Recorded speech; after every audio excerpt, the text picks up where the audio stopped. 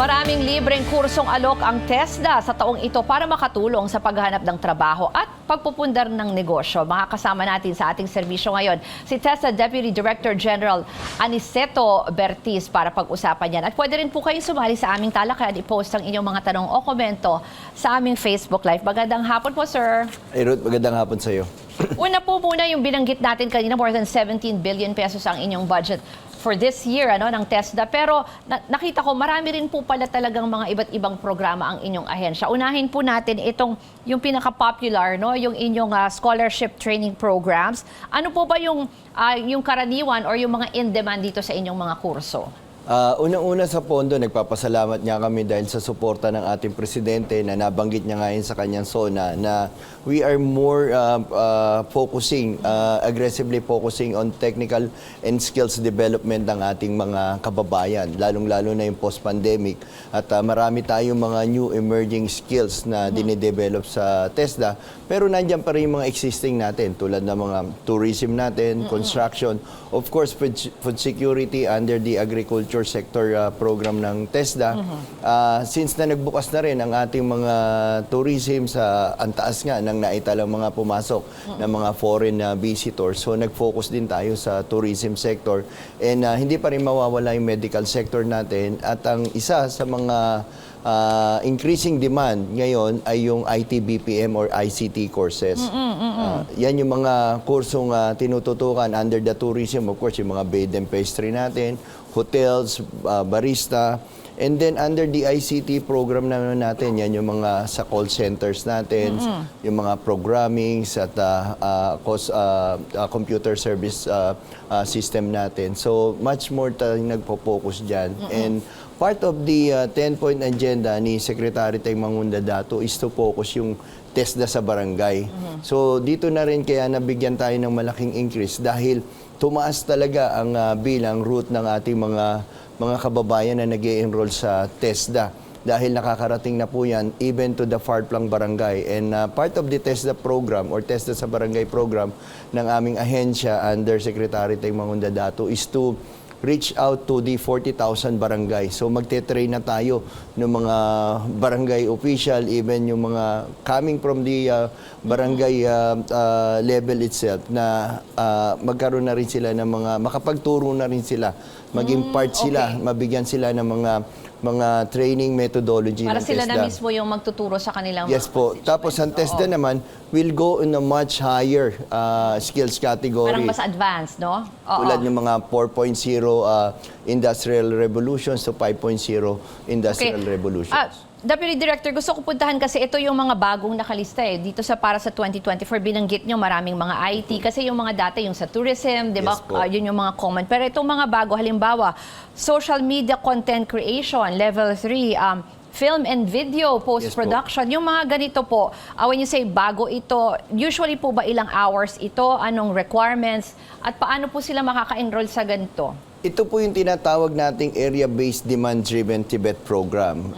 Kung ano po yung pangangailangan ng industry, tulad nga po yan, gusto nating i-professionalize yung content creator, mga social media platform. So nag-create po tayo ng content creation social media level 3. This under the competency standard po, I think this will last for 15 to 25 days. Level 3 nga po pala to. Yes, level minimum of 3 months po to.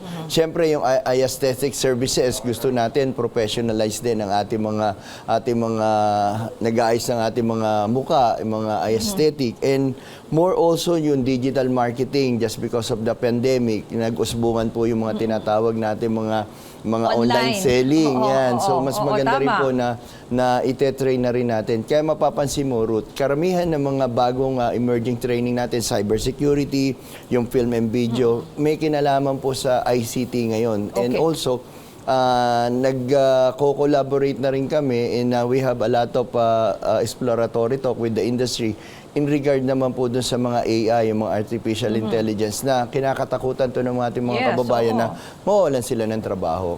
Isa pa, paano po sila, ano po ba ang requirements? Kailangan po ba high school graduate? And then, paano sila mag-e-enroll? Ruth, marami tayong klase ng scholarship program. Unang-una yung TWSP natin, Training for Work Scholarship Program. Ito po at least sa high school graduate to. Nakakatulong to doon sa mga displaced workers. At ganun na rin yung mga, actually yung may mga trabaho na gusto mag-upskill. Meron naman tayong STEP, yung Skills for Training for Employment program natin. Ito yung mga community-based natin. Kahit hindi sila high school graduate, more on entrepreneurship to, bread and pastry. Pagka-graduate mo, bibigyan ka namin ng mga toolkit tulad ng oven. Pwedeng pang negosyo, no? Yes, Oo, kung oo. ikaw naman ay kumuha sa amin ng welding, SMAW, GMAW, ay bibigyan ka naman namin ng mga welding machine. So more on entrepreneurship to, on the community-based training program. Libre po ito. Yes po, wala pong binabayaran sa TESDA, yung kanilang martikula.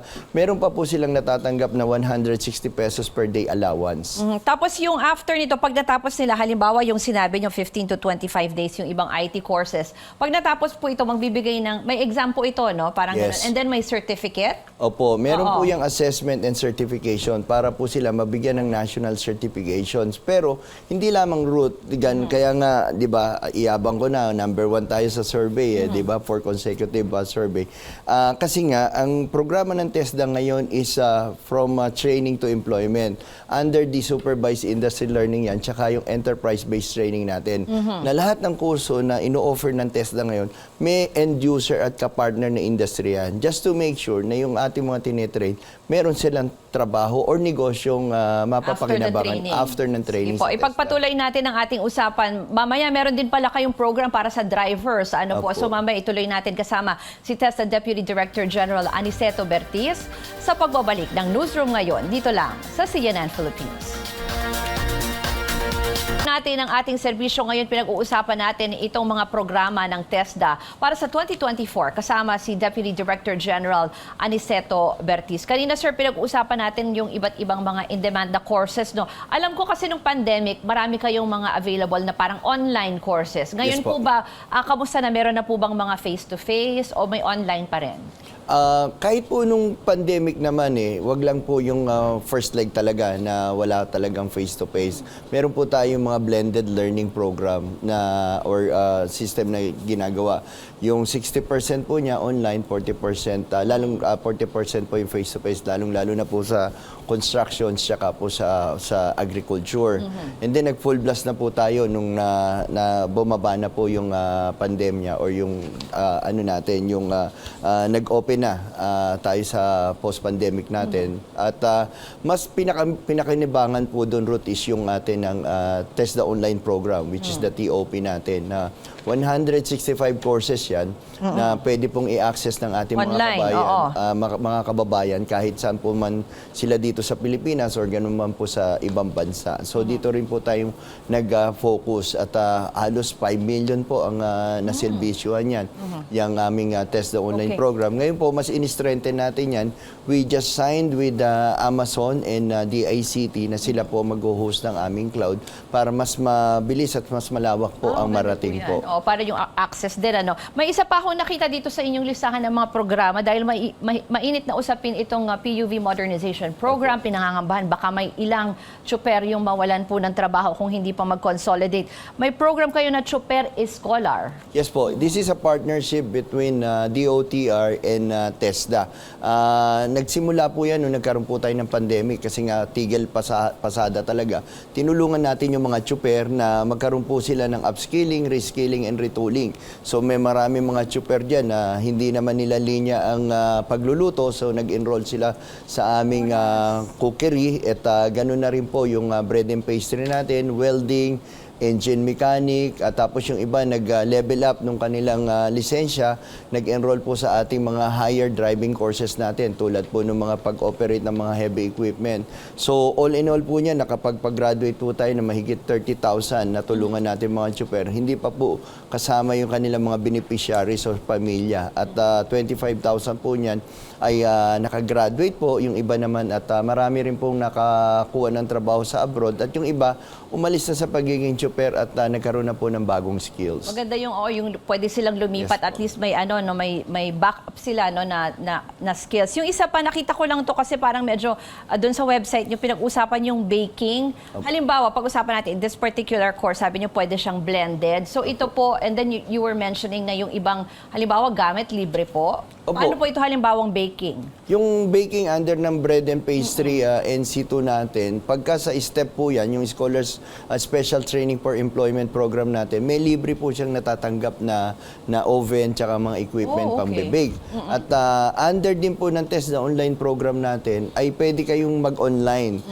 Yun nga lang, walang libreng ano yun, walang libreng... Pero makikita nyo may demo, ganyan. May demo po Oo, yung lahat. oo, Tapos oo. na gamit nga po yan dahil nung pandemic may mga gumagawa ng cupcake cakes na they can deliver. So, kaya nagkaroon kami ng content creator. So, magaling ka na mag-bake, tuturuan ka pa namin kung paano mo i-enhance para maibenta online yan. Opo. Okay. Sige po, huli na lang po, imbitahan nyo po yung ating mga kababayan doon sa mga iba't ibang programa ng TESDA. At saan po kayo pwede makontak, sir? Meron po kaming website www.tesda.gov.ph. Yung TESDA online program naman po natin is www.tesda.gov.ph. You can also reach us at 888-7777 para naman po sa mga karagdagan. We have 17 regional offices, 87 provincial offices at 4,750 school.